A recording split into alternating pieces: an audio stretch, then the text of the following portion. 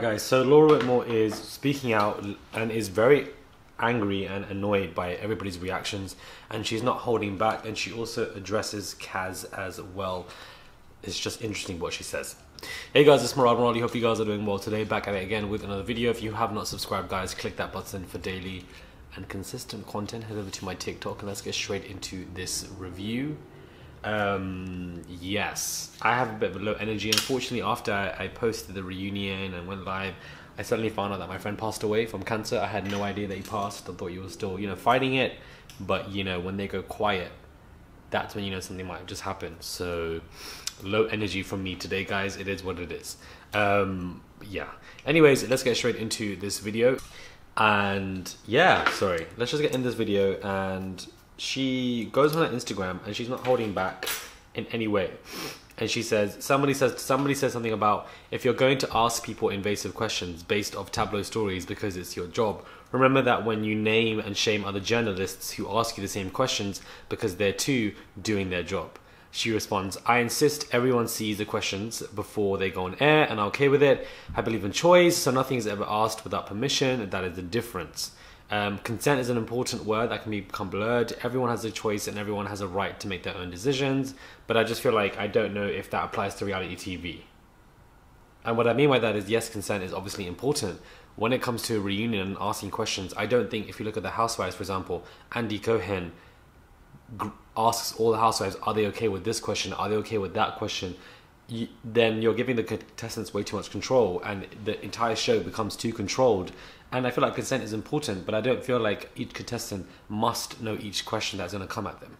I don't think that is as important. I feel like that just adds way too much control. And once everybody has their hands in it, it really can reflect and come across as boring. She said, shall I clarify a few other things? Hundreds of people work on Love Island and my job is not to organise seating arrangements. I barely know what seat I'm sitting in before the show as set changes so much. Eye roll. We invited Kaz to sit with Toby for his ex's segment, but she didn't want to and it's her choice to make. Everything is run through with the Islanders beforehand. It's all about choice. Again, nobody wanted Kaz to sit on the sofa with Toby. I don't know what's clicking. I don't know what is not clicking, sorry. We asked her to sit with her current boyfriend, Tyler, because they were finalists. And if you look at every reunion that has taken place, the finalists have all been invited to the couch. So I don't know why Kaz and Tyler were not invited. It's simply not acceptable. It's very poor and it's just unfair treatment. And then to say that you wanted her to go on there to sit with Toby as one of Toby's many exes, sorry, that's not how it would go, because that would be disrespectful to her. Yes, but reason being is because she's currently in a relationship with Tyler, and that would be disrespectful to him as well, because they should be getting the spotlight as they are a couple and they are in the final. I don't understand why that didn't take place. No sufficient explanation has been given, and I do feel like this explanation that she is giving is nothing but deflection and below par and simply unnecessary. But glad that Kaz, stood up for herself and was like, I don't want to be seen at this reunion sitting next to Toby as an ex, because that's not going to run. So I'm glad that she took that choice, because clearly, Whitmore's talking about choices, and that was definitely a choice for you guys to make. Only ask questions that are pre-approved by the compliance division. A lot of meetings happen before I see the script, and then I can add my voice. I mean, we have a whole compliance division when it comes to the reunion, but we can let Faye scream and shout her life off and decide to air that willingly for 45 minutes. Doesn't make any sense to me. Again, I do feel like when it comes to compliance, too much control with all this compliance stuff, regulations and guidelines. It really drains out any entertainment from reality TV because you're putting in too much control. Reality TV is meant to show a reality. If you take that out, it drains it. I understand the complaints, reports, sensitivity of the society and everything, etc., etc. But I don't think Love Island have anything to worry about when it comes to causing drama, because if these 25,000 Ofcom reports from Faye did nothing because Ofcom decided that they're not going to carry on through with it, who gives a F about the complaints now and just run through with the entertainment and the drama? That's just the way I see it. It's a reality TV show. I feel like people in the UK have just become too soft, because when you have American reality shows, they go in on each other, and you know what you're getting yourself into. As long as you have a great support team behind, which I'm sure that they do now have ITV, I don't know why they can't run with some kind of entertainment. Unlike previous years, the Islanders were not allowed to alcohol. Please remember, they are just regular people who were nervous on live telly. I'm sure some would have loved a drink for the nerves. I, however, had a large glass of the wine before the show. Nobody asked. Having spent the last 2 years of celeb juice, I do not have a bob that is fat on my hair. Then she says, if I see anyone giving shit to our islanders, I will call you out. But we can't call you out for the unbiasedness. We can't call you out for the fact that it was just poor hosting skills, poor presenting skills. Like, I just feel like it wasn't good. And I think everybody is agreeing unanimously, so much so that you've come to respond. And I just feel like, you know, coming with this vim, if anybody gives our islanders shit, okay, cool, well, what are you going to do? I really don't understand. I don't get it. I mean, I just feel like there are some choices that Islanders made, if you want to talk about choices, that weren't great. And yeah, I mean, people have kept saying, Amara, I would love you to host. Truthfully speaking, I would prefer to be in the production team if I had a choice. I do feel like being a host of a show and reviewing the show are two different things. I can happily be impartial as a host and be very unbiased. You would be shocked. But people need to understand, some people are like, oh, you know, Murad is a little unbiased here and there.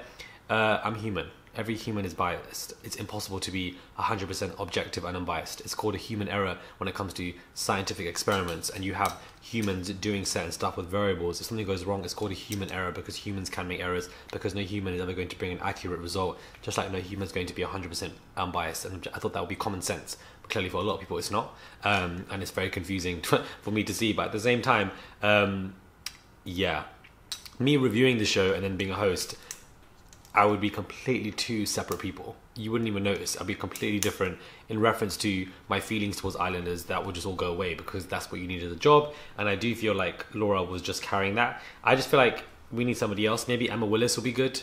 I don't think Gemma Collins would be good, to be honest. Emma Willis maybe would be. Somebody mentioned Mo Gilligan. I feel like he would be good as well. I could kind of see that. But yeah, Laura Whitmore is clearly not holding back. And she sounds a bit like, you know, like, I will come for anybody that's come for Islanders. Like, relax, calm down. You're deflecting. That's all it is. That message is pure deflection. The main topic of the subject from the reunion is not even about the Islanders. It's about you as an individual, as a host, and how it was just below par. Like, nobody liked it. I thought it was dead. It is what it is. What do you want me to say at this point? It was not good. It was very boring. You couldn't ask the right questions. I know that's about compliance and asking questions before, stuff like that. If you look at a couple years before, Caroline Flack was asking many questions about tabloids and stuff like that. She was really getting in. I was watching old clips and she was really digging in deep, and that's what you need to do as a host. All hosts do that, from Andy Cohen, all of them. So she wasn't know what she was doing. Like, a reunion cannot work well if a host is not controlling it. You need to control it, divide it, and go with what you want to do. It's like your chessboard, and you need to play around with the questions and the people, and, you know, find out what the drama are and bring it all up. That is what you need to do, and I just don't think you can do it. I genuinely see you on Countdown handing out consonants and vowels. It's not a bad thing I'm saying. I think that's the energy that you give off. I see you on there, or maybe the weakest link. I don't see you on Love Island. You don't have enough charisma for the show. It is what it is. Like, that's just my genuine opinion. I'm very honest about it. Nothing personal. I don't hate the girl in any matter, shape or form in the slightest. I just don't think she's a good host for Love Island. The reunion was shambles. End of discussion. All of this that she's doing right now, not cute. Let me know what your thoughts are. Subscribe, click that button, and I'll catch you guys soon for another video.